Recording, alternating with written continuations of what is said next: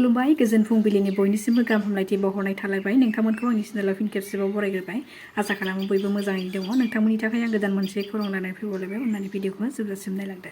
बिश्वनाथ जिल्लानि सिङाव थानाय सानजा गहपुर रंजालि बैसागु आफादा खुंजानो गोनां मेनि 9 आरो 10 आव साननायनि हाबाफारि लानानै खुंनो थाखाय थि खालामदोंमोन नाथाय दासान्दि हादोराव गाज्रि थासारि दावहा जानायखौ नोजोर होनाय आरो आसामनि गिबि मन्थ्रि डक्टर हिमन्त बिश्व शर्मा बिथांनि खावलायनाय बादियै बैसागु बिहु फोरबो फालिनायखौ बन्द खालामनो बिथोन होनाय बादियै फोसावनायखौ मानिनानै खुंजानो गोनां रंजालि बैसागु फोरबोखौ दोनथ'बाय होननानै समाजारि खौरां बिजोंनि गेजेरजों फोरमायहरदों बिथांमोना।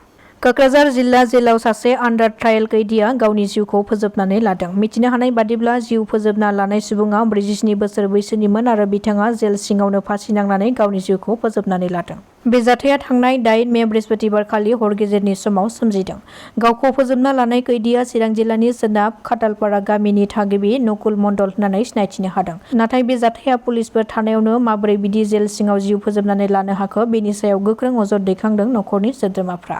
मानोना नकुल मण्डलखौ सोरबा बुथारनानैसो बेबादि दिरुङाव आलायनानै दोननायनि सन्देह खालामदों जेराव गोथैखौ बोखांनाय समाव नकुल मण्डलनि आथिङा हायाव नांनानैसो दंमोन होननानै फोरमायथिदों नखरनि सोद्रोमाफ्रा। सोलिबाय थानाय IPL 2025 नि सायाव BCCIनि गेदेर थांखि केन्सेल खालामनाय जाबाय IPLनि आद्रा थानाय मेचफोरखौ थिखानाय गैयै समनि थाखाय दोनथ'नाय जाबाय IPLनि आद्रा थानाय मेचफोरखौ। भारत आरो पाकिस्ताननि गेजेराव दावहा सोलिबाय थानायनि थाखाय IPLनि मेचफोरखौ केन्सेल खालामनाय जाबाय होननानै फोसावदों BCCIआ। बे मेचफोरखौ केन्सेल खालामनायजों लोगोसे IPLआव गेलेफैनाय गुबुन गुबुन हादोरनि गेलेगिरिफोरखौबो रैखाथियै दैथायहरनो थाखाय थियारि जादों होननानै सुलुंनिफ्राय मिथिनो मोननाय जादों। मिथिनो मोनबावनाय बादिब्ला थांनाय बृहस्पतिबारनि मोनाबिलियाव हिमाचल प्रदेशनि धर्मशालायाव पान्जाब किंस आरो दिल्ली केपिटेल्सनि मेच सोलिबाय थानायनि गेजेरावनो पाकिस्तानआ भारतखौ रकेटजों गाग्लोबनायनि उनाव IPLनि आद्रा थानाय मेचफोरखौ थिखानाय गैयै समनि थाखाय केन्सेल खालामनो थांखि लायो BCCIआ। रिपर्टनि बादिब्ला बे दावहानि थासारिया मोजाङाव फैफिननायनि उनावसो 2025 नि आद्रा थानाय मेचफोरखौ खुंनाय जासिगोन। उदालगुरि आन्सलिक बाङालियु फरायसा फेडारेसननि बानजायनायाव मैया रामकृष्ण विद्यापीठ गेजेर फरायसालिनि फोथाराव सानसेनि मेहेरगोनां हाबाफारिजों रबीन्द्रनाथ ठाकुरनि 164थि जोनोम सान फालिनायाव दुलाराय बर' फरायसा आफादनि नेहाथारि आनन्द दैमारि बिथाङा रबीन्द्रनाथ ठाकुरनि मुसुखायाव आलारि बाथि फोजोंनायजों लोगोसे गाहाय आलासि महरै बाहागो लायो। बिथांजों लोगोसे लोगो सोलोंथाइ नेहाथारि रमिय कुमार बसुमतारी बिथाङाबो बाहागो लानायखौ नुनो मोननाय जादों। दासान्दि भारत हादर आरो पाकिस्तान हादरनि गेजेराव गिख्रंथावै दावहाया सोलिगासिनो दङ। बे दावहाया दासिम जोबनायनि उल्थायै बांनायनिफ्राय बांलांगासिनो दङ। पाकिस्ताना भारत हादरजों बांसिन गाग्लोबजानायनि उनाव भारतारि नोगोरारिफोरनि सायाव साइबार एटेक खालामनो थाखाय नाजागासिनो दङ होननानै मिथिनो मोननाय जादों। बेखायनो दासान्दि भारत हादरा गाज्रि थासारियाव दङ। बेखायनो सोरखारा भारतनि नोगोरारिफोरखौ जायखिजाया सिनाय मोनै नाम्बार फन हरनाय आरो मेसेज फैयोब्ला जाहाथे बेफोर सिनायनो हायै नम्बर फन रिसिभ खालामनायनिफ्राय गोजानाव थायो बेनि थाखाय गासै भारतारि नोगोरारिफोरखौ खावलायदों। मिथिनो मोननाय बादिब्ला भारत हादरा मिसाइल स्ट्राइकजों लोगोसे दैजोंबो गाग्लोबदों पाकिस्तानखौ।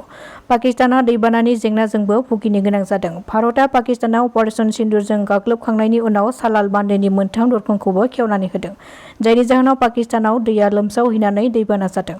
मख'नो गोनांदि पहलगामाव जालांनाय गिख्रंथाव उदखारिफोरनि गाग्लोबनायाव सा 22 दाय गैयै भारतारि सुबुंफोरा थैनो गोनां जानायनि उनाव बेनि खिथेर होखारनो थाखाय भारतआ पाकिस्तानाव अपारेशन सिन्दुरनि गेजेरजों गाग्लोबखांनायनि उनाव सालाल बान्दोनि मोनथाम दरखंखौबो खेवनानै होदों।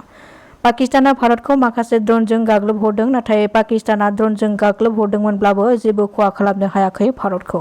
आरो मिथिनो मोननाय बादिब्ला भारतारि रैखाथि हान्जाया पाकिस्ताना हगार हरनाय 50था ड्रनफोरखौ रासिया हादरनिफ्राय लाबोनाय S-400 जों गाहायाव खोख्लैनो हादों होननानै मिथिनो मोननाय जादों। BTCनि बारग' गाहाय मावफुं सोद्रोमा हाग्रामा महिलारि बिथांनि सायाव गोरोन्थि खौरां फोसावनायखौ लानानै मैया बड'लेण्ड बुब्लि निउज पर्टेल चेनेलनि सायाव सिमला पुलिस थानायाव आर'जलाइ गथायदों BPFनि कक्लाबारि ब्लक कमिटिनि मावथि सोद्रोमाफ्रा। आरो बिथांमोना जाहाथे बेबादि नंखाय खौरां फोसावनायनिफ्राय गोजानाव थायो बेनि थाखायबो दाबि दैखांदों बिथांमोना। आथिखालनि हादोरनि गाज्रि थासारि आरो दावहाखौ नोजोर होनानै खुंजानो गोनां बैसागु फोरबो आरो बिहु फांसनफोरखौ बन्द खालामनो थाखाय खावलायदों गिबि मन्थ्रि डक्टर हिमन्त बिश्व शर्मा बिथाङा। मख'नो गोनांदि ससियेल मिडिया एक्सनि गेजेरजों 10 मेनि उनाव एबा दिनैनिफ्राय खुंजानो गोनां गासैबो बिहु फांसन बैसागु फोरबोखौ बन्द खालामनो थाखाय बिथोन होदों गिबि मन्थ्रिया। मख'नो गोनांदि भारतआ पहलगाम उदखारि गाग्लोबनायनि हेंथायै अपारेशन सिन्दुरनि हेंथायै खिथेर लानायनि उनाव मोननै हादोरनि गेजेराव दावहानि थासारिया गिख्रंथाव महर लानायनि उनावबो आसामाव बैसागु रंजानाय आरो बिहु फांसनखौ खुंनाया समाजारि बिजोङाव गोबां सावरायजादोंमोन। बेबादिनो बिहु फांसनफोरखौ केन्सेल खालामनो माखासे थाखोआव दाबि खालामनायबो जादोंमोन। भारत आरो पाकिस्ताननि दावहाखौ नोजोर होनानै एबसुनिफ्राय मोनसे गोनांथार फोसावनाय। भारत आरो पाकिस्ताननि गेजेराव जानाय दावहानि थाखाय चन्डीगढ़आव जायफोर सुबुंफोरा थाबथानानै दङ बिथांमोनखौ चन्डीगढ़ इउनिट एबसुआ गोदान दिल्लीयाव जोथोनै लाखिनो थाखाय 8134855229 बे जानबुं नम्बराव फन खालामनानै हेफाजाब लानो थाखाय खावलायहरदों। भारत हादर आरो पाकिस्तान हादरनि गेजेराव दासान्दि गोख्रों दावहा जाबाय थानायनि गेजेरावनो आसामाव थानानै पाकिस्तान हादरखौ मदद खालामग्रा सानै सुबुंखौ खादों पुलिसआ। बे दावहा सोलिफुबाय थानाय समावनो पाकिस्तान हादरखौ मदद खालामनानै हमजानाय सानै सुबुंखौ काछार जिल्ला सिलचरनि नासिम लस्कर होननानै सिनायथि होदों आरो गुबुन सासेखौ धुपगुरिनि आबुबिन निराजबुद्दिन होननानै सिनायथि होदों। दासिमनि खौराङा एसेनोसै। नोंथांमोना खौरांखौ नायनानै मोजां मोनदोंब्ला चेनेलखौ साबस्क्राइब खालामनानै लानो हागोन। गोजोन्थों।